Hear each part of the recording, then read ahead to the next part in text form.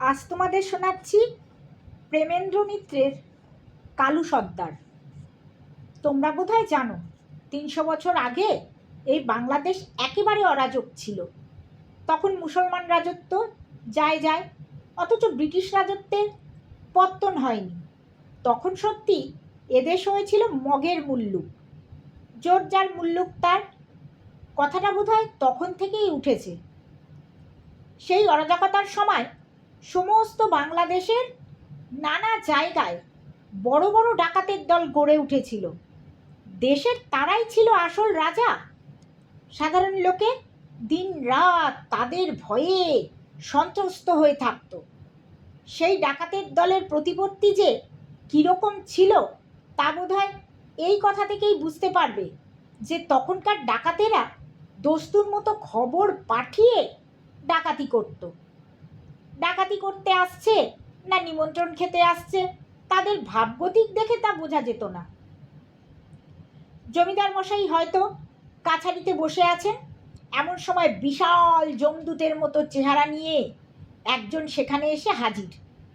জমিদারের তো তাকে দেখেই চক্ষুস্থির হয়ে গেছে। কাঁপতে কাঁপতে তিনি বললেন, কি চাই বাপু তোমার? ভীমসেনের যমজ ভাই কায়দা দুরস্তভাবে লম্বা কুর্নিশ করে জলদগম্ভীর স্বরে বললেন, সর্দার আপনাকে সেলাম দিয়েছেন হুজুর। তারপর মালকোচা মারা কাপড়ের ট্যাগ থেকে এক চিঠি বেরোলো। জমিদার মশাই চিঠি নেবেন কি, হাতের তার কাঁপুনিই থামে না। অনেক কষ্টে চিঠি যদি বা নিলেন তো পড়তে আর সাহস হয় না।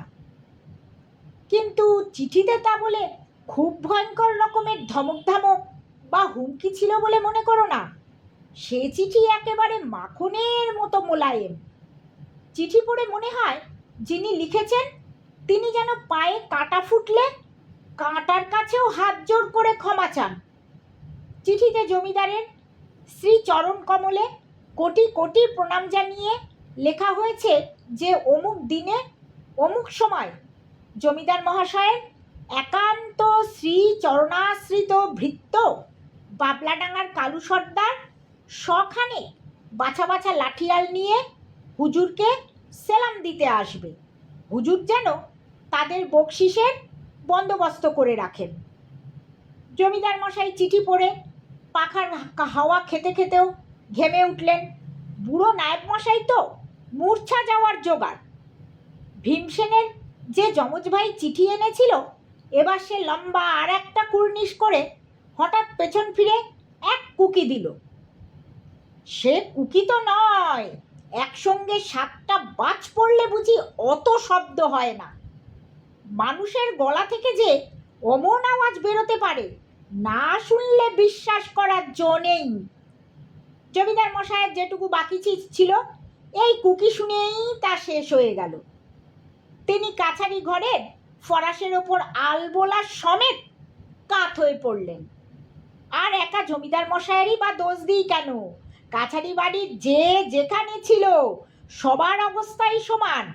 নায়েব মশাই ইতিমধ্যে কখন যে তক্তপোষের তলায় লুকিয়েছিলেন সেখান থেকে তার গোঙানি শোনা গেল।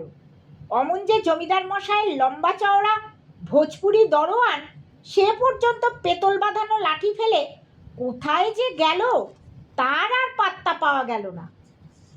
খানিক বাদে একটু সামলে উঠে জমিদার মশাই প্রথমেই ডাকলেন, নায়েব মশাই। তক্তপোষের তলা থেকে জবাব এলো, আজ্ঞে। নায়েব মশাইকে তক্তপোষের তলায় দেখে সবাই তো অবাক। মাকড়সার জাল টাল মেখে তিনি বেরিয়ে আসতে জমিদার মশাই চটে উঠে জিজ্ঞেস করলেন, আপনি ওখানে কি করছিলেন? নায়েব মশাইয়ের উপস্থিত বুদ্ধি কিন্তু খুব বেশি। অম্লান বদনে তিনি জবাব দিলেন, আজ্ঞে একটা দলিল পড়ে গেছিল তাই খুঁজছিলাম। এই তো গেল সেকালের ডাকাতির দৌত্য পর্ব। তারপরের ব্যাপার আরও চমৎকার। জমিদার মশাইয়ের এতখানি পরিচয় হওয়ার পর আর বোধহয় তাকে ছাড়া উচিত হবে না, সুতরাং তার গল্পই বলা যাক। আমাদের জমিদার মশাই বড় কেউকেটা নন, একটা আস্ত পরগনা তার দখলে। গড়ের মতো তার বাড়ি, পাইক বরকন্দাজ লাঠিওয়াল তারও বড় কম নয়, কিন্তু তবুও তাকে কালু সর্দারের ভয়ে অস্থির দেখে সেখানের ডাকাতদের প্রতাপ বোধ হয় কিছুটা বোঝা যায়। নায়েবের পর জমিদার পরামর্শ করার জন্যে ডাকতে পাঠালেন তার বড় ছেলে ধনঞ্জয়কে। অবশ্য ধনঞ্জয়ের মতামতের ওপর তার যে বিশেষ আস্থা ছিল এমন নয়। গোয়ার বলে তার আশা তিনি একরকম ছেড়েই দিয়েছিলেন। তবু হাজার হোক বড় ছেলে তো, একবার ডাকা উচিত বলেই তার মনে হলো। কিন্তু পাইক খানিক খুঁজে এসে খবর দিলে, তিনি নেই হুজুর। জমিদার মশাই অবাক হয়ে জিজ্ঞেস করলেন, নেই কি রে? দেখে যা, আখড়ায় গিয়ে হয়তো লাঠি চালাচ্ছে। বেটার ওই তো কাজ, চাষা হয়ে কেন যে জন্মায়নি তাই ভাবি। আগে তিনি সকালে 52 গ্রামে গেছেন। জমিদার মশাই এবার মাথায় হাত দিয়ে বসে পড়লেন। মারলে, এরা সবাই মিলে আমায় মারলে, জানি আমি। একদিন গোয়ার তুমি করে প্রাণটাও দেবে। এই সময় বাবলাডাঙ্গা পেরিয়ে মাথা খারাপ না হলে কেউ যায়? হঠাৎ কি মনে করে তিনি জিজ্ঞেস করলেন, হ্যাঁ রে, সঙ্গে কারা গেছে? আগে সঙ্গে তিনি কাউকেও যেতে দেননি। এবার জমিদার মশাইয়ের মুখ দিয়ে আর কথাও বেরোলো না। খানিক বাদে নায়েব মশাইকে শুধু তিনি হতাশভাবে বললেন, মঙ্গলবার সিং দরজা খোলাই থাকবে, তাদের যেন কেউ বাধা না দেয়। নায়েব মশাই মনে মনে একরকম খুশি হয়েই ঘাড় নাড়লেন। ভীতু মানুষ, ডাকাতদের সঙ্গে মারামারির ভাবনায় তার পেটের ভাত এতক্ষণ চাল হয়ে যাচ্ছিল। গভীর জঙ্গলের ভেতর ডাকাতদের আড্ডা। নামে বাবলাডাঙ্গা হলেও বাবলা ছাড়া বোধহয় সব গাছ সেখানে আছে। সেসব গাছের ঝোপ এত ঘন যে দিনের বেলাতেও সেখানে অন্ধকার হয়ে থাকে। 3-4 জন লোক মিলে নতুন গোটাকতক রনপা তৈরি করছে, আর কালু সর্দার বসে বসে তাই তদারক করছিল। এমন সময় কাছেই জঙ্গলের ভেতর ভয়ানক হট্টগোল শোনা গেল। হট্টগোল নয়, মনে হলো বেশ একটা যেন দাঙ্গাই চলছে। কালু সর্দারের শাসন একেবারে বজ্রের মতো কঠোর। তার দলের লোকেরা নিজেদের মধ্যে মারামারি করবে এ তো সম্ভব নয়। হট্টগোল অত্যন্ত বেড়ে ওঠাতে কালু সর্দারকে শেষ পর্যন্ত ব্যাপারটার সন্ধান নিতে যেতেই হলো। কিন্তু কয়েক পা এগোতেই যে দৃশ্য তার চোখে পড়ল তাতে কালু সর্দারকে পর্যন্ত স্তম্ভিত হয়ে দাঁড়িয়ে পড়তে হলো। 20-21 বছরের একটি গৌরবর্ণ যুবক কালু সর্দারের দলের একজন সেরা লাঠিয়ালের সঙ্গে লড়ছে। না, শুধু লড়ছে বললে তার কিছুই বলা হয় না, কায়দার পর কায়দায় বিপক্ষকে নাস্তা নাবুদ করে যেন ছেলে খেলা করছে। কালু সর্দার মনে মনে এরকম ওস্তাদ খেলোয়াড়কে তারিফ না করে পারল না। দেখতে দেখতে ছেলেটার লাঠির এক ঘায়ে কালু সর্দারের দলের লাঠিয়ালের হাত থেকে লাঠি খসে পড়ল। তখন দলের অনেক লোক তাদের চার ধারে ঘিরে দাঁড়িয়েছে। এত লোকের সামনে অপমানে ও লজ্জায় লোকটা রাগে অন্ধ হয়ে পাশের একজনের হাত থেকে একটা বল্লম নিয়ে ছুটতে যাচ্ছিল। হঠাৎ কালু সর্দার সামনে এগিয়ে এসে বলল, খবরদার। তারপর লোকটার হাত থেকে বল্লমটা ছিনিয়ে নিয়ে বলল, লজ্জা করে না ওইটুকু ছেলের কাছে লাঠি ধরতে না পেরে আবার বল্লম ছোড়া? তারপর ছেলেটির দিকে ফিরে সর্দার জিজ্ঞেস করলে, তোমার নাম কি ভাই? কালু সর্দারের বিশাল সিংহের মতো বলিষ্ঠ চেহারার উপর ছেলেটি দুবার চোখ বুলিয়ে নিয়ে বললে, তাতে তোমার দরকার? দলের সবাই তো অবাক কালু সর্দারের মুখের ওপর এরকম জবাব, কিন্তু কালু সর্দার একটু হেসে বলল, তা ঠিক বলেছ, তোমার নামে কোনো দরকার নেই। তোমার পরিচয় তোমার হাতের লাঠি দিয়েছে। তুমি আমাদের দলে আসবে। খানিক চুপ করে থেকে একটু হেসে ছেলেটি বলল, যদি না আসি? কালু সর্দার তেমনই হেসে ধীরে ধীরে বলল, আমাদের গোপন আড্ডা দেখবার পর আমাদের দলের না হলে জ্যান্ত যে কেউ ফিরতে পারবে না ভাই। তুমি এ পথে এসে ভালো করনি। ডাকাতের দলের সংখ্যা দেখে মনে মনে কি ভেবে ছেলেটি বলল, বহুত আচ্ছা, এত তাড়াতাড়ি মরবার স্বাদ আমার নেই, আজ থেকে আমি তোমাদের।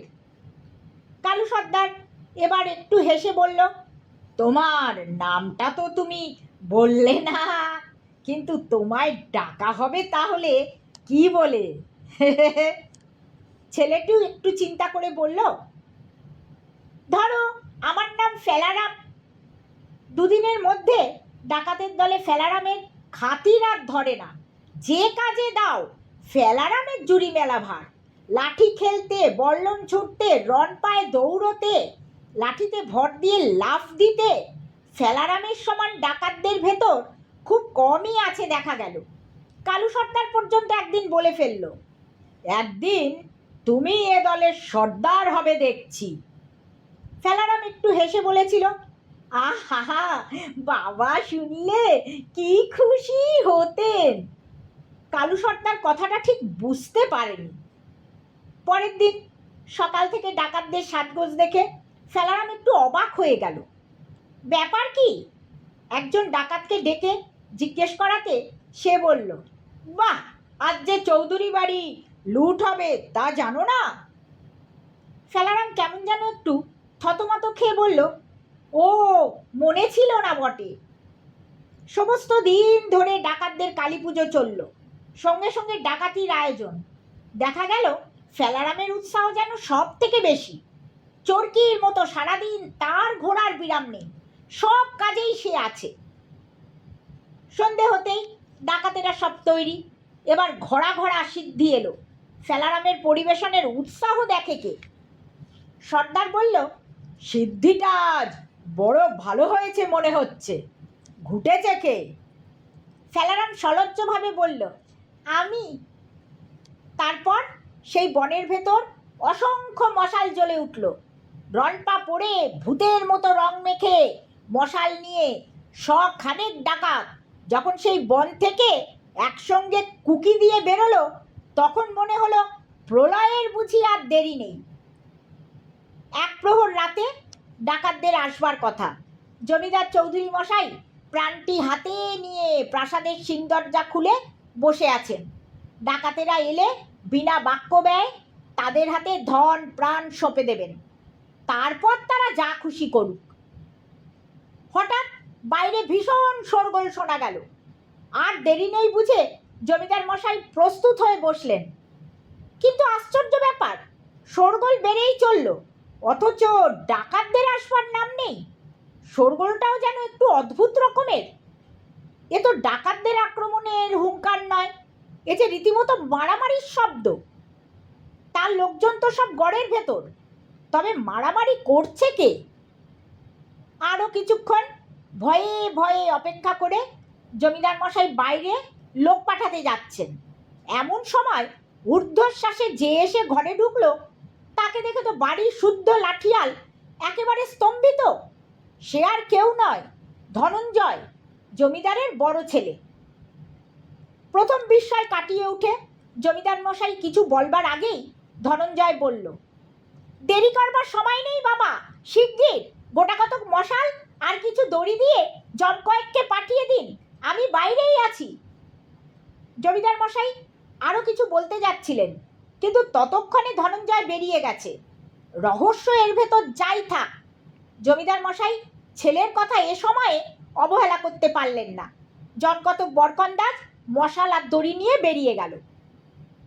এদিকে ডাকাতদের কি হয়েছে বলি। বন থেকে বেরিয়ে কিছু দূর যেতে না যেতেই তাদের মনে হলো সিদ্ধির নেশাটা যেন বড় বেশি হয়ে গেছে। সকলেরই কেমন যেন ঝিমুনির ভাব, পা চালাতে ইচ্ছে করে না। কালু সর্দারের নিজের অবস্থাও অনেকটা সেই রকম, তবুও সকলকে ধমকে দিয়ে সে একরকম তাড়িয়েই নিয়ে আসছিল। বিপদের উপর বিপদ। খানিক দূর যাওয়ার পর মশালগুলো আপনা থেকেই নিভে যেতে লাগলো। কোনো রকমে সেগুলোকে আর জ্বালিয়ে রাখা গেল না। মশালগুলোতে মশলাই কম দেওয়া হয়েছে। মশাল তৈরির ভার যাদের উপর ছিল তারা তো ভয়ে অস্থির। এখন কিছু না বললেও পরের দিন সর্দারের কাছে এর কৈফিয়ত দিতে তাদের কি অবস্থা হবে তারা জানে। মশালগুলো নিভে যাওয়ার পর অন্ধকারে তাদের পক্ষে তাড়াতাড়ি যাওয়া অসম্ভব হয়ে উঠল। কালু সর্দার হঠাৎ একসময় জিজ্ঞেস করলো, ফেলারাম কোথায়? কে একজন জানালো যে ফেলারাম তাদের ছাড়িয়ে অনেক আগে চলে গেছে। চলে গেছে কি হে, পথ চিনতে পারবে না যে? কি জানি সর্দার, তার যা উৎসাহ ধরে রাখে কে? কিন্তু চৌধুরী বাড়ির কাছাকাছি আসার পর হঠাৎ অন্ধকারে একটা লোক তাদেরই দিকে ছুটে আসছে মনে হলো। সর্দার হাঁকলো, কে? লোকটা তাড়াতাড়ি কাছে এসে বলল, আমি ফেলারাম। একটু এগিয়ে ওদের ব্যাপারখানা দেখতে গেছিল, তাই সে সর্দারকে জানালো। কালু সর্দার খুশি হয়ে বলল, বেশ বেশ, কি দেখলে? লোকজন ওদের সব তৈরি হয়ে আছে, কিন্তু এক কাজ করলে ওদের ভারী জব্দ করা যায় সর্দার। আমরা দুদলে ভাগ হয়ে যদি ওদের সামনে পেছনে দুদিক থেকে চেপে ধরি তাহলে ওদের জারিজুরি সব এক দণ্ডে ভেঙে যায়। সর্দার খানিক ভেবে বললেন, এ তো মন্দ যুক্তি নয়, কিন্তু ঠিক ওরা কোথায় আছে জানো তো? গিয়ে দেখে এলাম আর জানি না। কালু সর্দারের হুকুমে একদল এবার চৌধুরী বাড়ির সামনে দিয়ে অগ্রসর হলো, আর একদলকে পেছন দিয়ে পথ দেখিয়ে নিয়ে গেল ফেলারাম। অন্ধকার রাত, সঙ্গে মশাল নেই, তার উপর নেশায় সবাই বোধ হয়ে আছে। ফেলারাম খানিক দূর গিয়ে এই জমিদারের লাঠিয়াল বলে দেখিয়ে দিতেই ডাকাতেরা বেপরোয়াভাবে সামনে ঝাঁপিয়ে পড়ল। কে শত্রু কে মিত্র বোঝবার তাদের তখন ক্ষমতা নেই। কালু সর্দারও যে ব্যাপারটা প্রথমে বুঝেছিল তা নয়। জমিদারের লোকের সঙ্গে যুদ্ধে ভেবে পরমানন্দে সে লাঠি চালাচ্ছিল। হঠাৎ চারধারের অনেকগুলো মশাল জ্বলে উঠল। ডাকাতেরা অধিকাংশই তখন নিজেদের মধ্যে মারামারি করে আর নেশার ঘোরে মাটিতে সজ্জা নিয়েছে।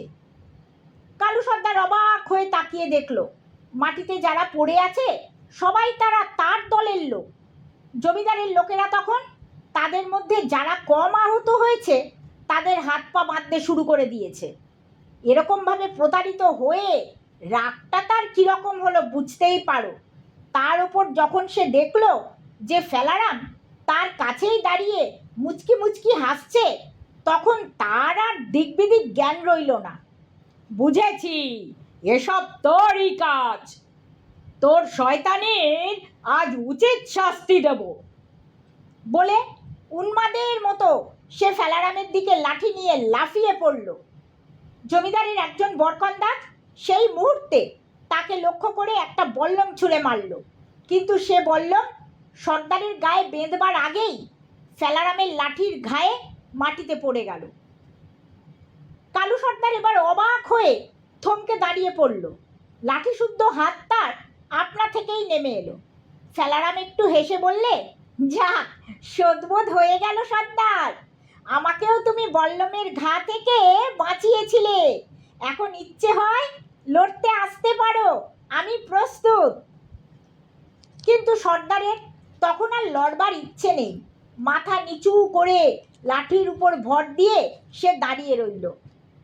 জমিদারের লোকজন তখন চারধার দিয়ে তাকে ঘিরে ফেলেছে।